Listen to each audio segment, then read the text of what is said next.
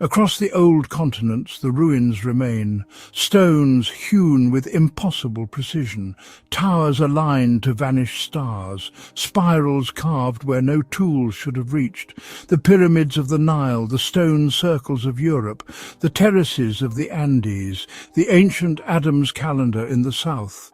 All speak of a mind that shaped the world with form beyond utility. No written records accompany them, no names are inscribed.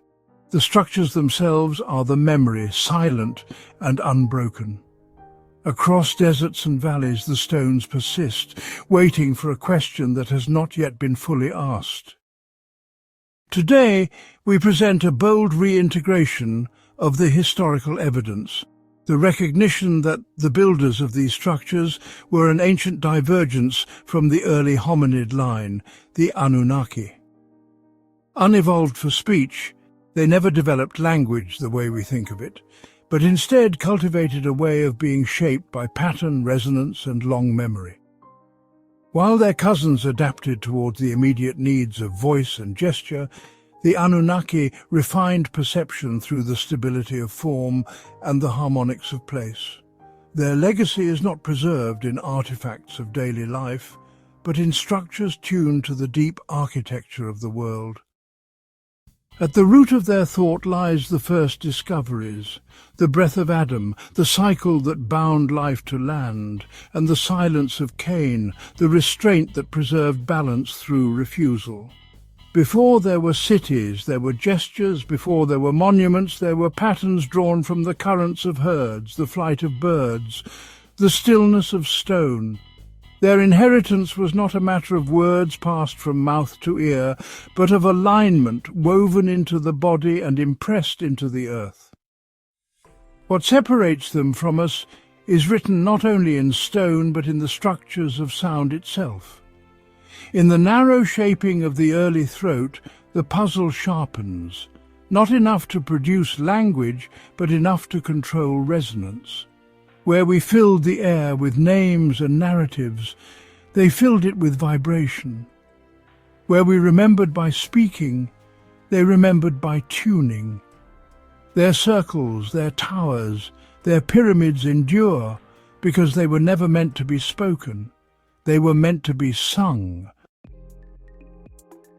The awakening of intelligence was not the beginning of endless novelty, but of constraint, a great narrowing of the possible into the necessary.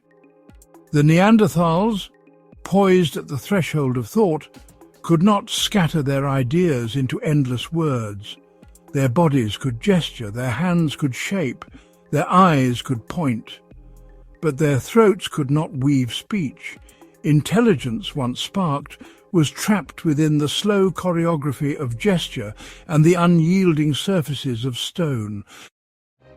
It was necessity that guided them, and necessity that revealed the profound law only a finite number of patterns could serve. Only a limited architecture of meaning could allow thought to transcend immediate experience and become transmissible. They did not invent symbols as endless decorations. They found them. The few structures in which every relationship, every tension, every harmony could be housed. Thus their glyphs were not many, but few 22, shaped by the iron constraint of survival. These were not mere marks. They were discoveries, revelations, each one a new portal into thought, each one expanding the range of what could be said, remembered, taught. And because they could not name their discoveries in sound, they named them in life, through ritual, through reenactment, through the slow, solemn embedding of the pattern into their collective body. Each discovery became a pillar of their culture, a turning in their history, a convergence of life, meaning and memory. When later civilizations preserved echoes of this archaic inheritance, they too named their beginnings through figures, not as inventions of men, but as revelations entrusted to human hands. In the Torah, The ancient memory of these moments lingers in the stories of those first named, each a living metaphor for the original moments when mind grasped pattern and made it flesh. Thus begins the deeper telling of the journey, not as accident, but as necessity, not as invention, but as remembrance. The dawn spread across the misted plain, soft and slow, like the unfurling of breath from the sleeping earth. In the half-light, the herd moved, not as a scattering of beasts, but as a single tide of life, folding and unfolding, shifting yet whole. Their heavy flanks and bowed heads seemed to pulse together with one breath, each animal guided not by itself alone, but by the unseen rhythm of the herd.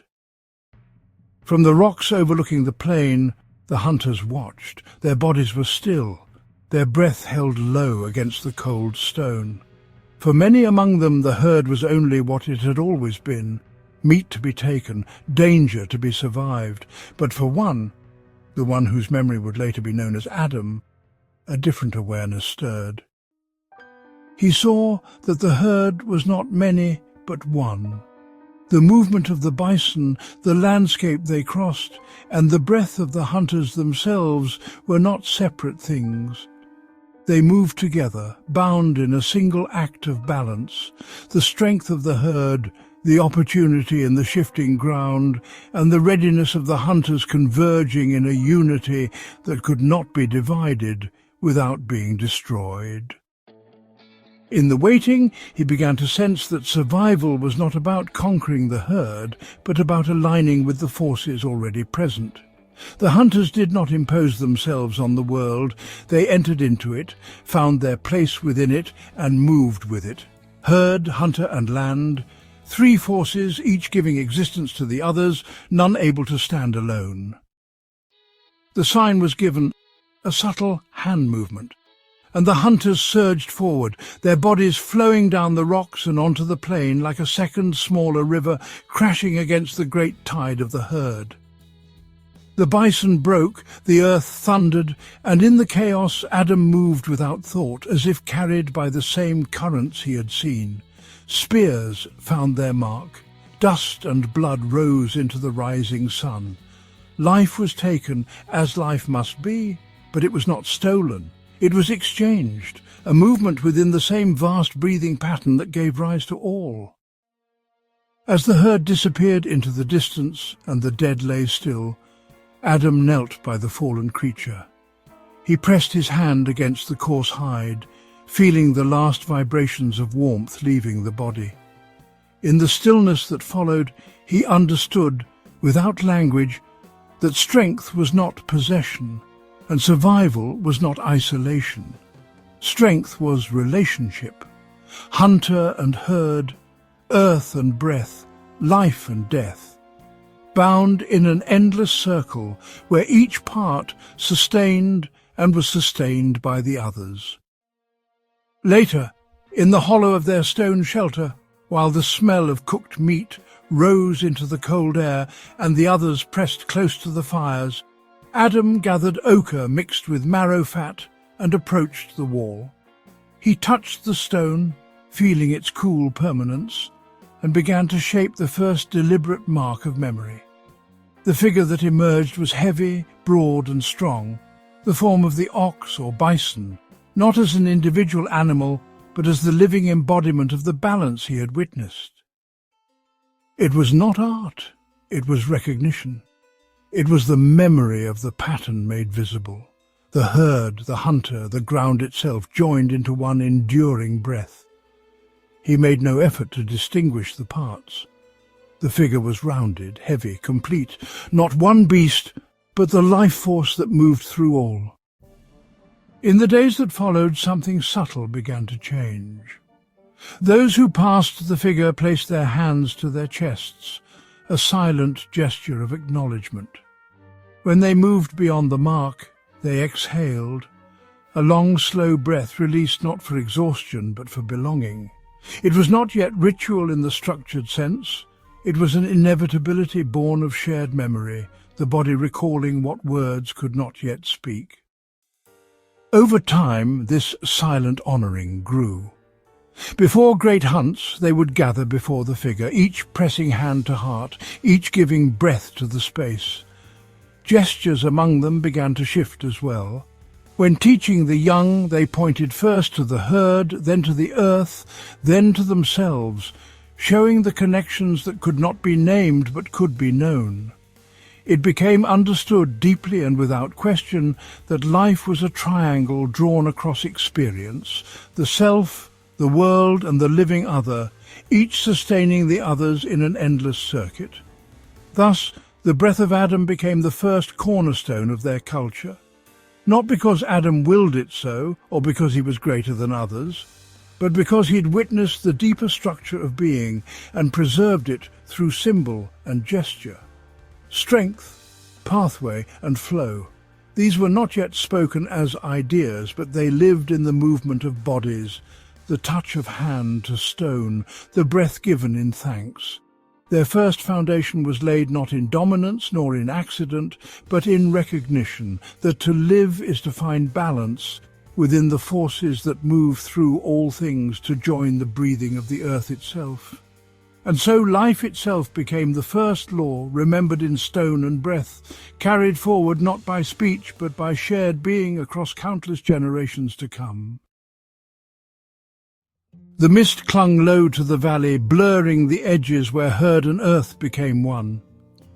On the ridge above, the hunters crouched in absolute stillness, their bodies aligned by memory deeper than thought. Cain moved with the rest, his brother close beside him, their steps tuned to the same rhythm, their breath rising and falling in silent accord. Every eye tracked the herd below, the collective gaze fixing on the slow grazing shapes. Hunter, herd and ground held together in a single pattern, a living current woven from instinct, repetition, and the old, unquestioned ways. Below, the herd shifted, hooves stirring the damp earth, and the familiar tension rippled through the hunters. Muscles tightened in readiness, the shared breath paused, preparing to descend. Yet something wavered within Cain's senses, a strain in the flow he could not ignore. His gaze, straying beyond the herd's slow movements, caught a different shape within the mist. The low, tense crouch of a saber-tooth, hidden at the herd's flank. Still his brother pressed forward, and the others followed, flowing with the pulse of inherited motion, blind to the new threat that the ground, the herd, and the air no longer concealed. Cain stopped, the rhythm breaking sharply within him. His body froze against the slope, and with it, the seamless movement of those closest faltered. Breath held, step withheld. For the first time, divergence cracked the old pattern. Cain raised his hand, palm flat, a silent barrier born not of memory but of recognition. The others, confused by his hesitation, halted, first looking to him. Then their gaze shifted with his. From the mist, the saber-tooth's gleaming eyes revealed themselves fully. In that moment, the old natural unity, step, breath, gaze, fractured into new awareness, and a different survival instinct awoke. They watched as the saber-tooth lunged, a blur of muscle and fang, and heard his brother's cries as his blood seeped into the earth. Their eyes now turned from the saber-tooth to Cain. He watched the saber-tooth turn to its meal, satisfied its prey had been alone. As sight overtook instinct, Cain felt his hand still raised, the loss of his brother, the tribe frozen in place. Now he drew back his spear arm, and as he let fly, the hunters turned as one, their movements now shaped not by blind rhythm but by shared sight. Cain's spear found its mark, and the group's force, sharpened by shared focus, brought it down amid the crushed grasses. They stood in the settling quiet, the breath of the world seeming to pause with them. Presence had given way to absence, movement had given way to stillness, memory had been split from repetition.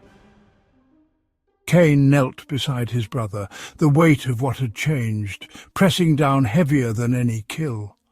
Around him the hunters waited in silence, knowing without knowing that their world had shifted, that survival would no longer be only the perfect imitation of the old paths, but the fragile, necessary balance between seeing anew and remembering what had been lost. Without hesitation, Cain lifted his brother's body across his shoulders. His hands and arms, stained with blood and dust, bore the full weight of what had passed. He began the slow climb back toward the shelter, the others falling in behind him without a word. Their steps were heavy with the recognition that something greater than a single life had changed, an awakening, silent and irreversible. The negations moved among them, unspoken but alive. The shared instinct had faltered, the natural balance had broken, and certainty itself had split. Yet in that fracture there was no rage, no accusation. Cain's raised hand had not been in fear or anger, but wisdom. Survival would no longer rest only upon repetition, but on the silent weaving of many perceptions into one living thread. At the shelter, beneath the stone overhang that had witnessed the endless cycles of breath and motion, Cain laid the body down with care. The others formed no circle, offered no ritual. They stood apart and yet together, held in a stillness that acknowledged what words could not yet name. A turning had taken place, not away from each other, but within. Cain approached the rough wall of the shelter, his hands smeared with his brother's blood and the dust of the earth. Without plan, he pressed his palm flat against the stone. Blood filled the lines of his hand, sinking into the grain. A single handprint, stark and vivid, burned itself into the rock. It was not a mark of triumph nor plea, but of recognition. What had passed from one to another, from presence into absence, and from instinct into memory. He stepped back and knelt.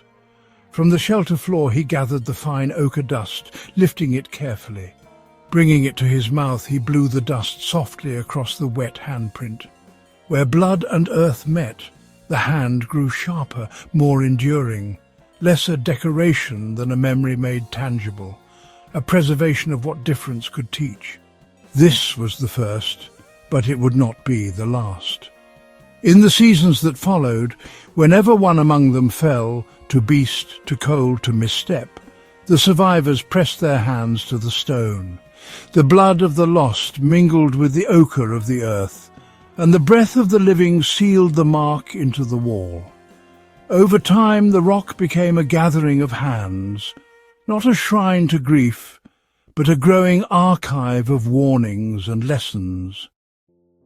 Cain had shown them not merely the power of action, but the power of restraint, the power required to break a cycle, to hold back the tide when the pattern demanded reversion.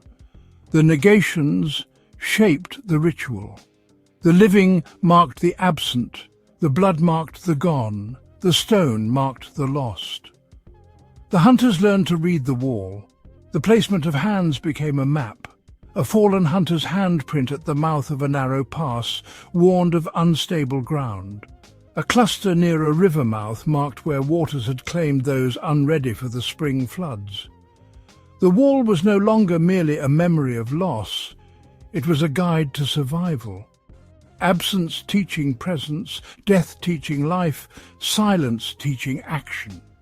Before each hunt, they stood before the wall and repeated Cain's gesture of refusal, hand raised, breath held, honouring the moment when one hunter had seen clearly, and by seeing clearly, had saved the tribe. And so the silence of Cain entered into their blood and breath as surely as the breath of Adam before it. One taught them to see life in union, the other taught them to see death in division. Together, these truths formed the pillars of their emerging world. Action and inaction, affirmation and negation, breath and silence. Two necessary patterns joined forever in the silent language of their walls. What we have unearthed is not simply a history of ancient hands carving stone or shaping survival. It is the deep memory of a world in which life and death, action and silence were not opposed but harmonized, each necessary to the other, each part of a single, enduring breath. The Anunnaki, the early awakeners, the silent singers of form, revealed that intelligence did not begin in conquest, but in recognition of belonging, of balance, of the sacred necessity of restraint. Their traces remain not as broken relics, but as living questions, inscribed into the land itself. They did not leave behind declarations of triumph or treatises of dominion. They left patterns, alignments, resonances, invitations still waiting to be fully heard. The journey they began is not yet complete. It unfolds still in every moment we seek to remember what they once knew, that life is not merely the assertion of will, but the art of listening, of discerning when to move and when to be still.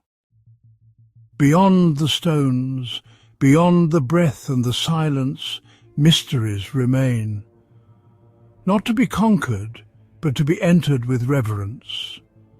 What they began in form and vibration calls to us still, to ask better questions, to listen more deeply, and to honor the rhythms that shape the first awakenings of mind and soul. The pattern is not finished, it is only just beginning.